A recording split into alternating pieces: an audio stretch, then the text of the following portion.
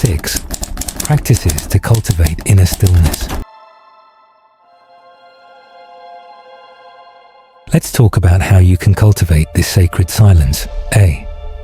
Breath awareness. Sit quietly, close your eyes, focus on your breath. Feel it entering, feel it leaving. Don't control it, just observe. Each time your mind wanders, gently return to the breath. This simple practice calms the mental storm. B. The pause practice. Throughout your day, pause for 10 seconds. Just stop. Become aware of your body, your breath, your surroundings. This micro-stillness reconnects you to yourself. C. Silent mornings or evenings. Dedicate the first or last 30 minutes of your day to silence. No phone, no media. Just sit, breathe, journal, or simply BD. Nature connection. Nature vibrates with stillness. Take a walk without your phone. Listen to the wind.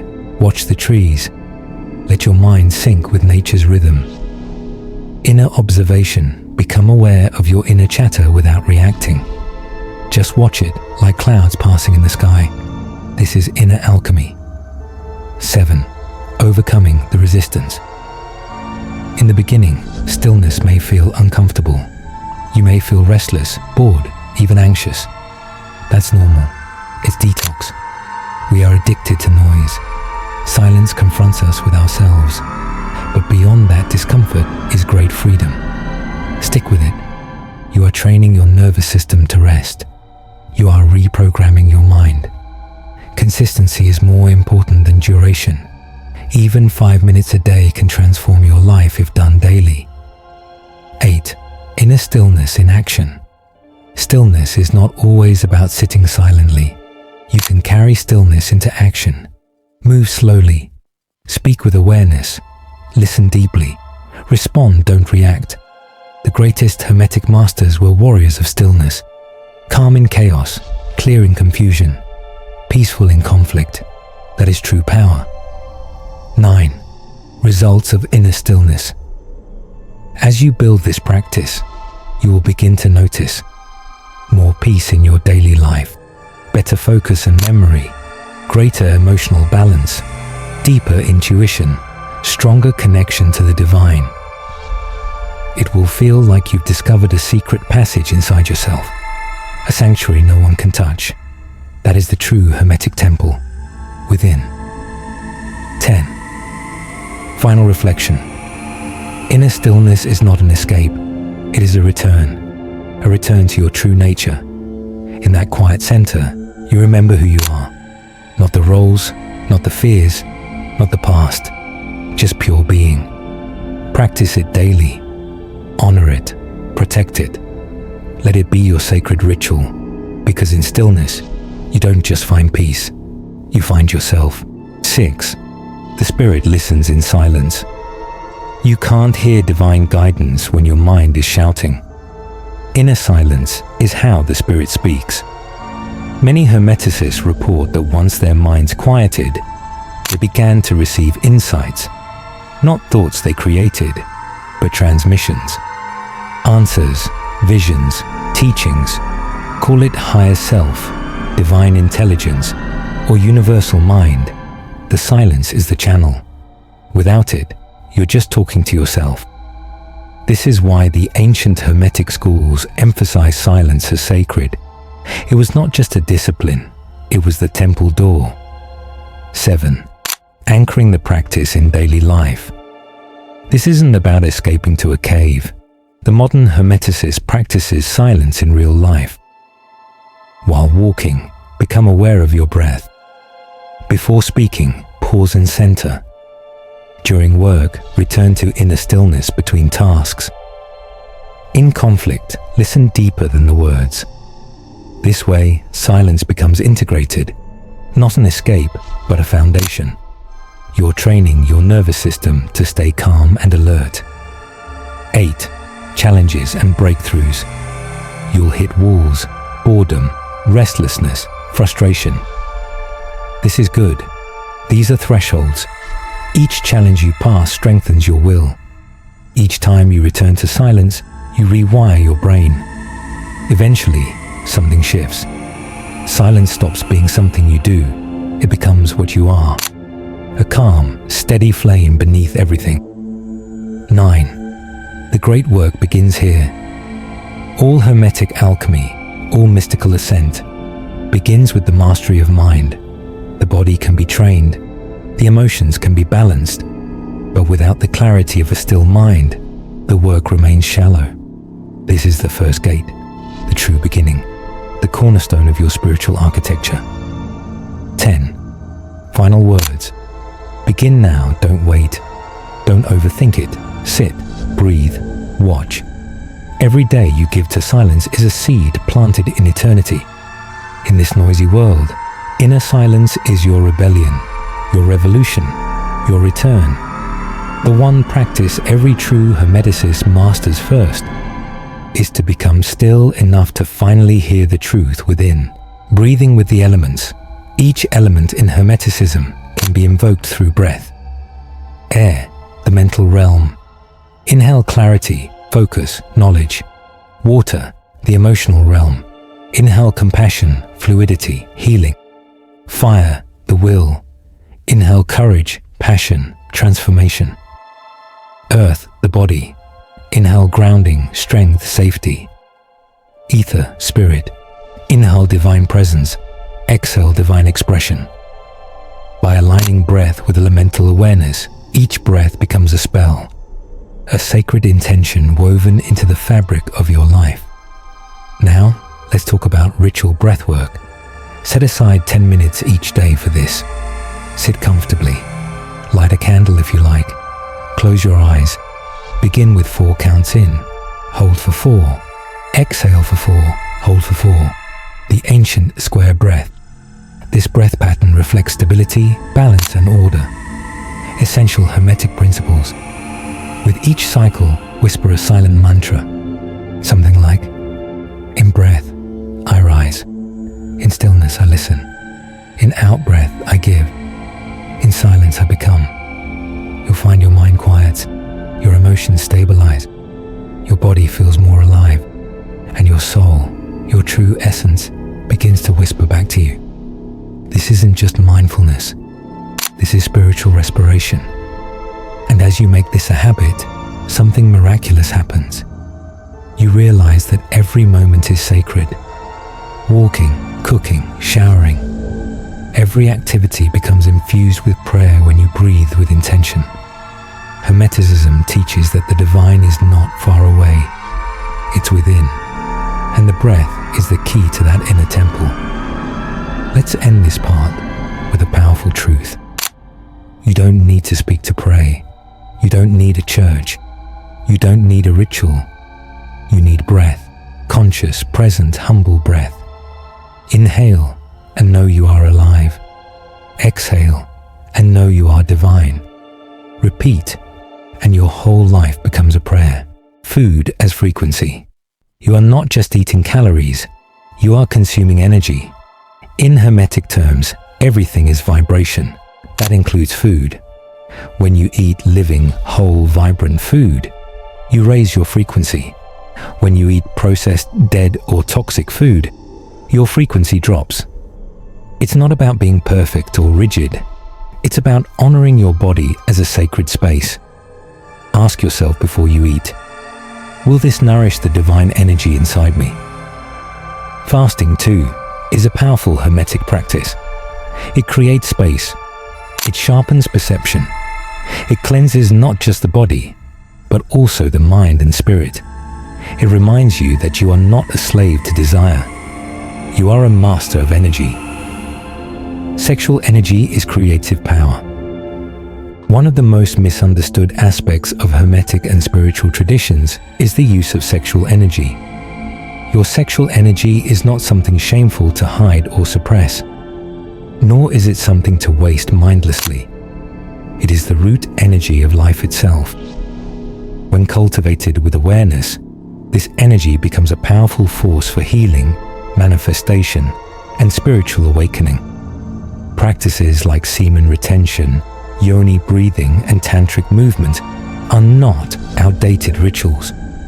They are technologies for unlocking your full human potential. In Hermeticism, sexual energy is alchemical gold. It can fuel your intuition, creativity, and divine connection if you learn to master it. Illness as initiation. What if sickness isn't just something going wrong, but something going deep? Hermetic wisdom teaches that everything has purpose, even pain. When the body falls ill, it is often because we have ignored it for too long. But beneath the discomfort, there is often a lesson, a transformation, even a calling. Many spiritual awakenings begin with a health crisis. That's not coincidence. Illness breaks down the old patterns so the soul can emerge. When you approach sickness with reverence and curiosity instead of fear and frustration, you open the door to powerful healing. The skin is an interface. Your skin is the largest organ of the body, but it is also an interface, a boundary and bridge between you and the world. Through your skin, you sense temperature, touch, vibration. You also absorb sunlight, moisture, and energy. Your skin speaks to your environment, and your environment speaks back. Ancient cultures knew this. That's why they bathed in herbs, used oils, sat under the moon, and danced barefoot on the earth. They knew that the skin is more than just protection. It is perception. Touch your skin with reverence. Let it feel sunlight, wind, water. In doing so, you awaken ancient memory and connection. Aging as alchemy. We live in a culture obsessed with youth, but Hermetic wisdom honors aging as alchemy. As the body changes, so does your energetic structure. You become more attuned to subtle energies, more sensitive to truth. Your power moves inward. Your presence deepens. Instead of fighting aging, begin to study it. What wisdom is unfolding? What illusions are falling away? What truths are coming forward? The sacred portal of the body does not close with age. It evolves, and if you honor it, it becomes a throne for your spirit. Reclaiming the temple. So what now? How do you begin treating your body as the sacred portal it is? Start small, but start now. Breathe consciously at least once a day. Bless your food before eating. Move with intention, not haste. Listen to your body's signals. Bathe with presence. Fast occasionally. Touch your skin with reverence. Rest deeply. Speak kindly to yourself. These are not random acts. They are rituals. They are hermetic practices for modern life. And they don't require a temple, a teacher, or a textbook. Just your body, just your breath, just your willingness to remember what has always been true. You are not in your body. You are your body.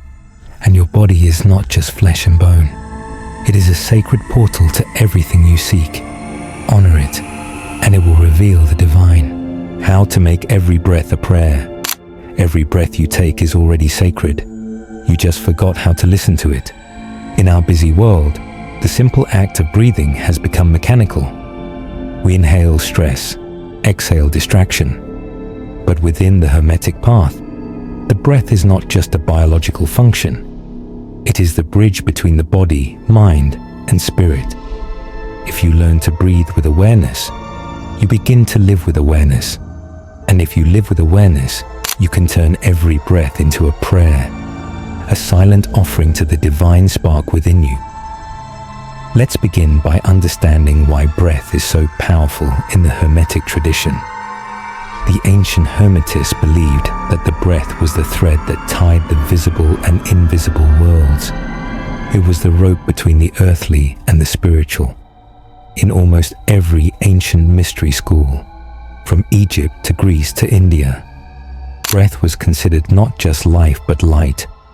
When you inhale deeply, you don't just take in oxygen, you take in the ether, the unseen force, the prana, the chi, the ruach.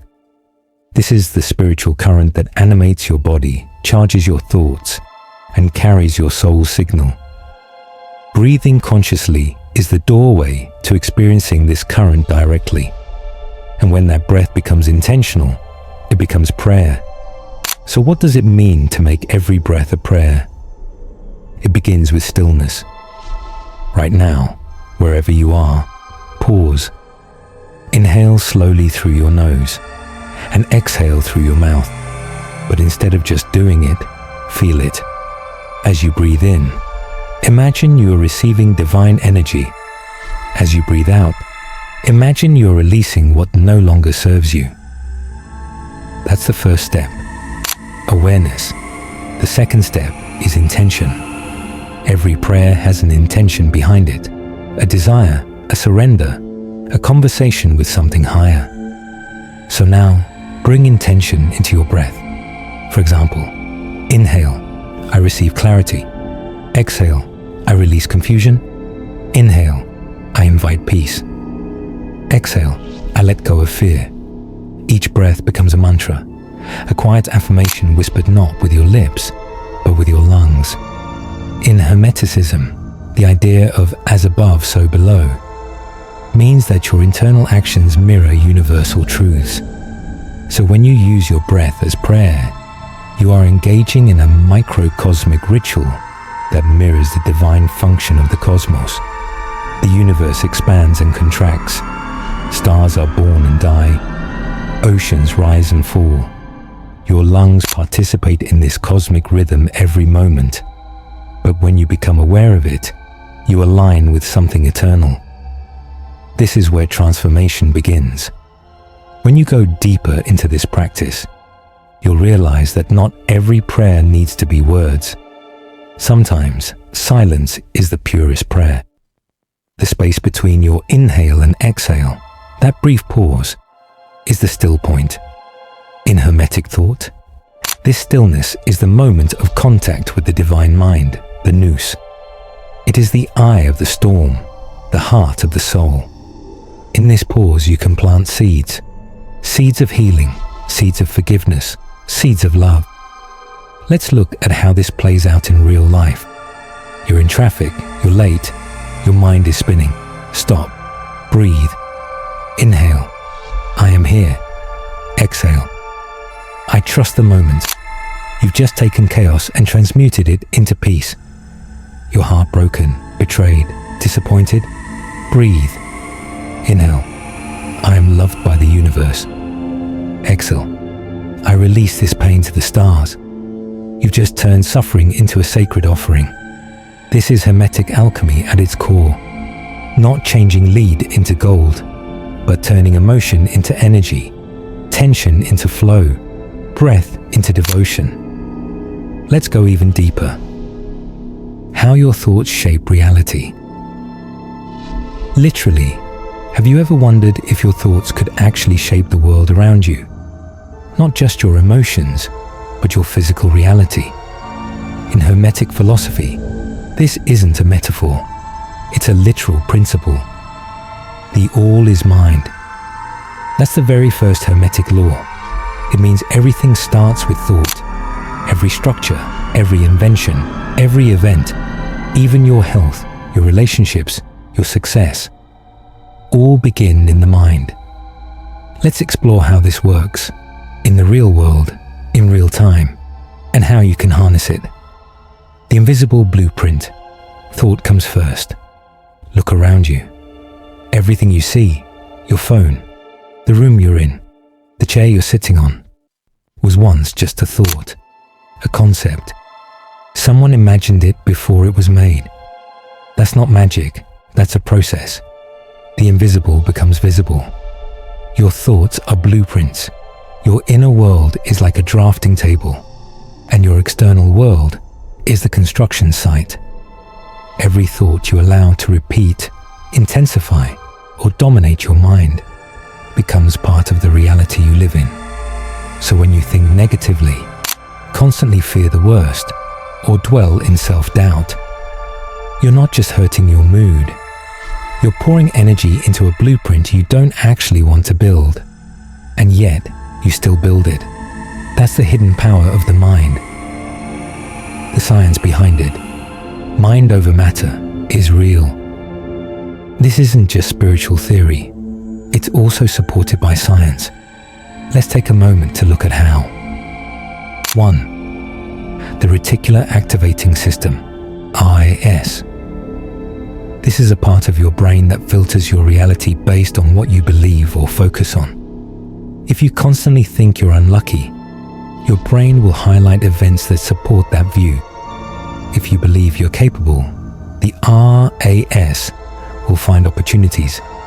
It literally shapes how you experience life. 2. Neuroplasticity. Your brain rewires itself based on repeated thoughts.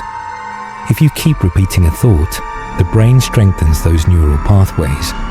It becomes your default setting. You create the internal structure for a certain type of reality, and then you live inside it.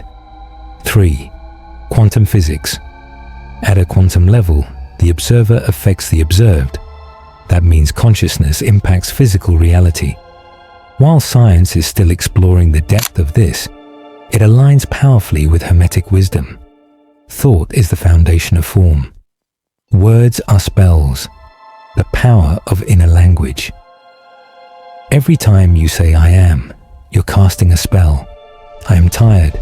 I am broke. I am unlucky. Each of these isn't just a complaint. It's an affirmation, a declaration of identity. And guess what? The universe listens. Your subconscious mind listens. Your reality starts adjusting accordingly. Try flipping it. I am learning. I am growing. I am becoming stronger. This isn't about lying to yourself. It's about choosing a better blueprint. Words are tools. Thoughts are seeds. What you plant grows. Choose what to plant. Belief is the engine of reality. Your beliefs are not just passive thoughts. They are engines of manifestation. If you believe something deeply enough, your actions align with it. Your energy aligns with it. Your decisions, even your posture and tone of voice, start to reflect that belief, and the world responds. Let's take two people. One believes they're doomed to fail. The other believes they're meant to grow and succeed. Even if they face the same challenges, the second person sees meaning, learns, tries again. The first gives up. Reality unfolds in completely different ways. Not because of luck, but because belief shaped behavior, and behavior shaped the outcome. The emotional charge. Feelings fuel thoughts. Here's the next level. Thoughts with emotion are 10 times more powerful.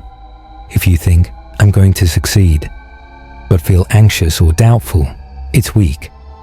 But if you think that same thought with excitement, certainty, and confidence, it becomes magnetic. Emotion is the fuel. Thought is the vehicle. Belief is the direction. This is why people who feel lucky often are. It's not superstition. It's emotional momentum.